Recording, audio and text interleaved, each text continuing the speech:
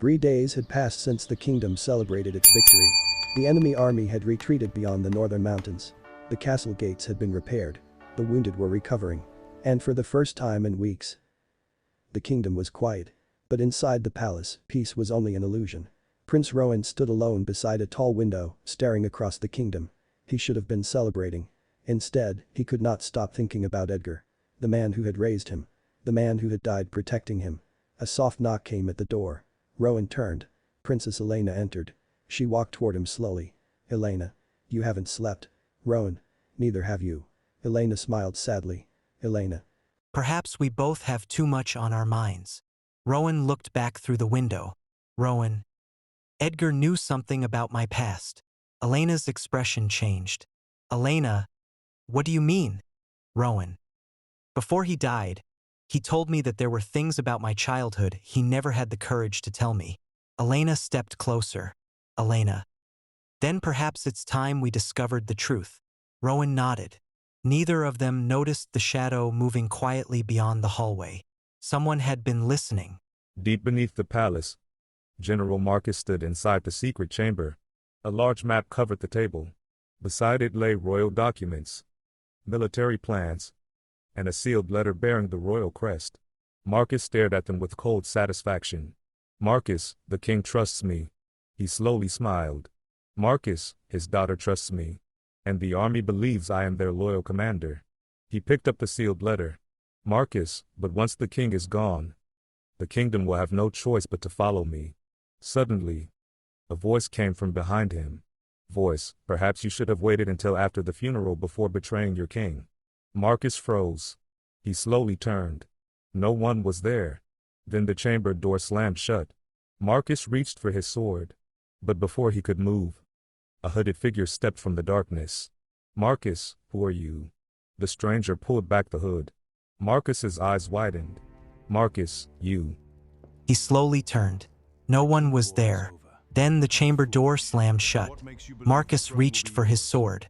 But before he could move, a hooded figure stepped from the darkness. "Marcus, who are you?" The stranger pulled back the hood. Marcus's eyes widened. "Marcus, you." At the same time, Rowan and Elena entered the king's private library. Thousands of ancient books surrounded them.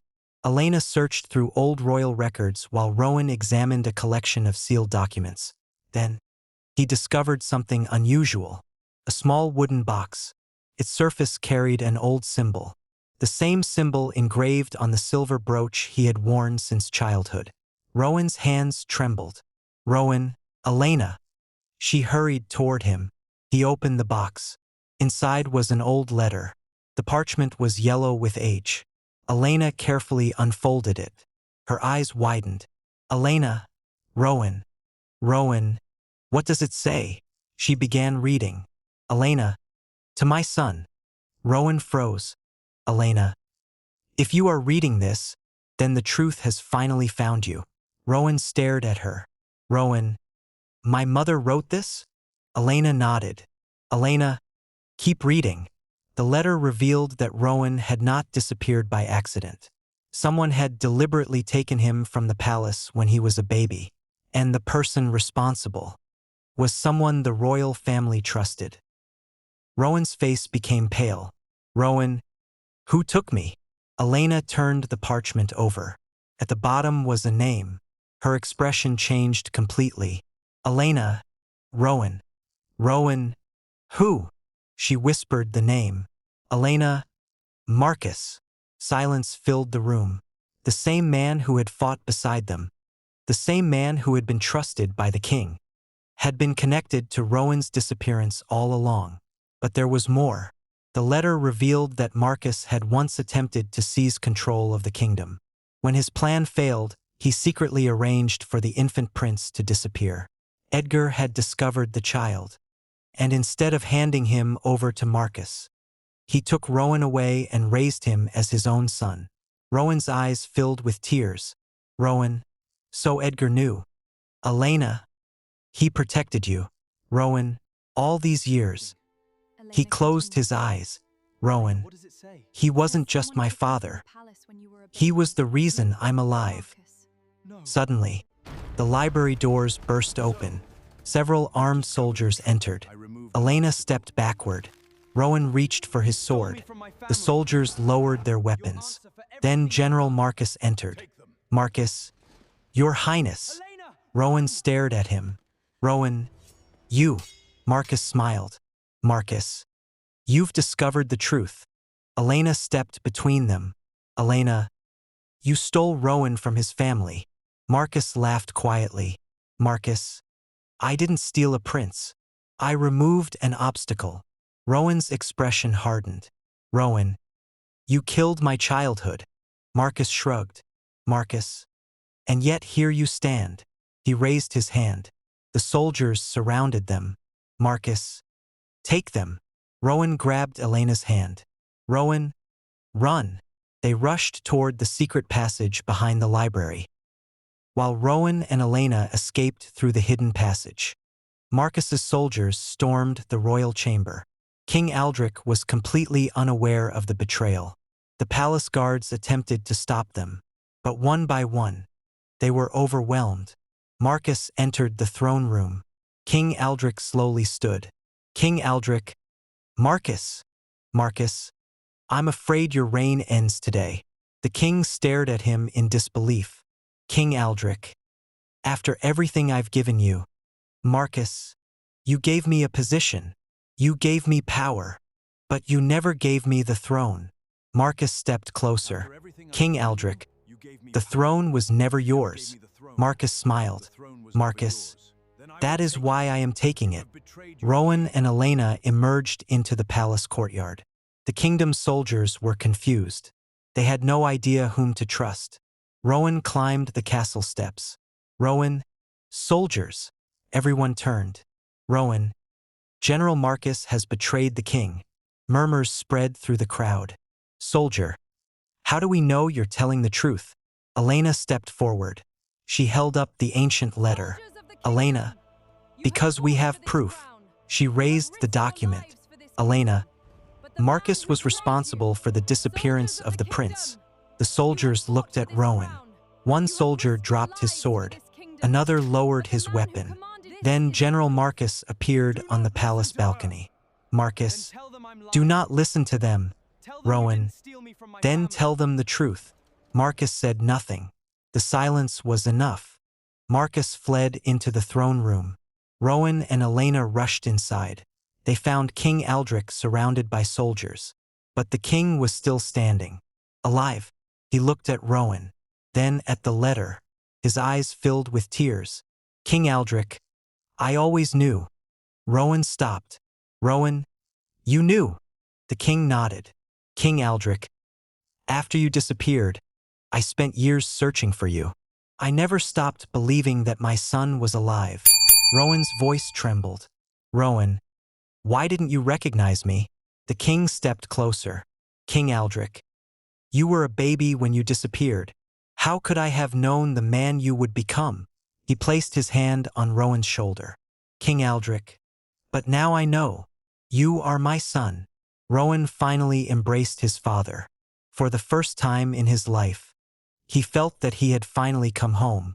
Suddenly, the palace doors slammed open. Marcus stood at the entrance. His armor was covered in dust. His eyes burned with rage.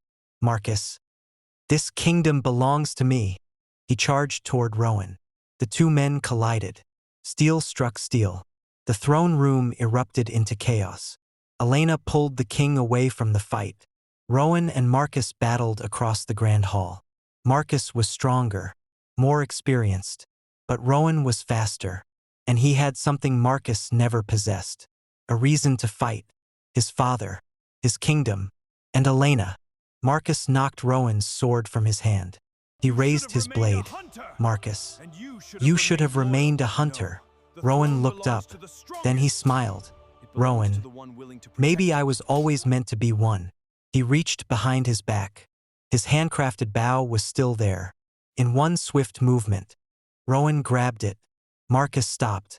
Rowan drew an arrow. Marcus, you wouldn't.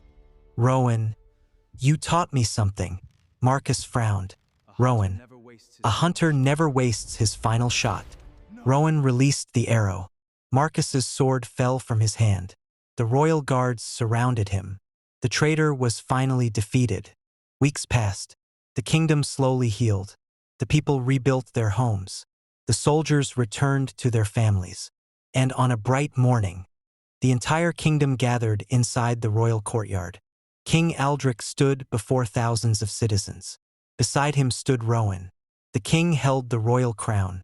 King Aldric, my son. Rowan stepped forward. King Aldric, you were raised without a crown. You lived without wealth. You learned the value of hard work.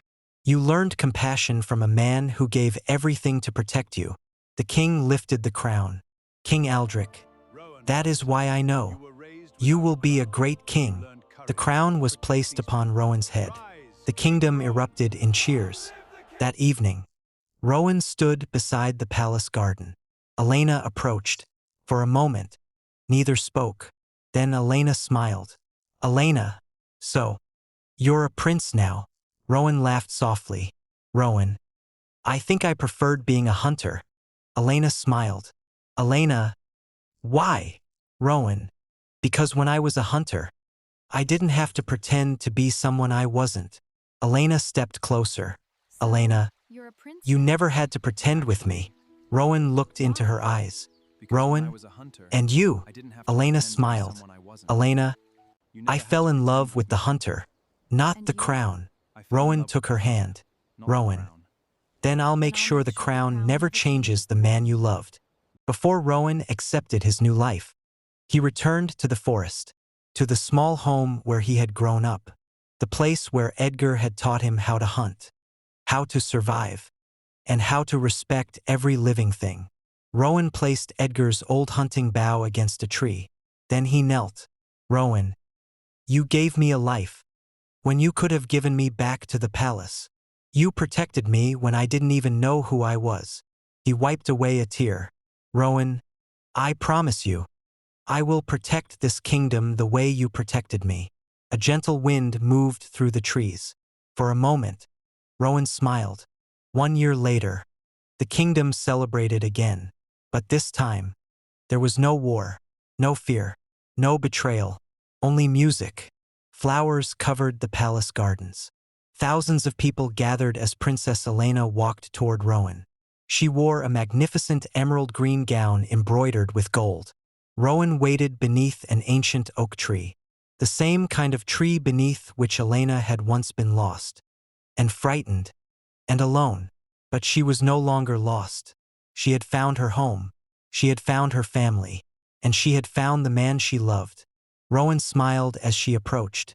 Rowan, do you remember the first day we met? Elena smiled. Elena, I remember being terrified. Rowan, and now? She looked around at the kingdom, then back at him. Elena, now I'm exactly where I'm supposed to be. Elena had lost her way, and in losing her way, she found love. Rowan had lost his family, and in losing them, he found another. And Edgar left behind a legacy greater than any crown. The kingdom finally had peace. The prince had become a king, the princess had found her true love, and the secret that had divided the kingdom for years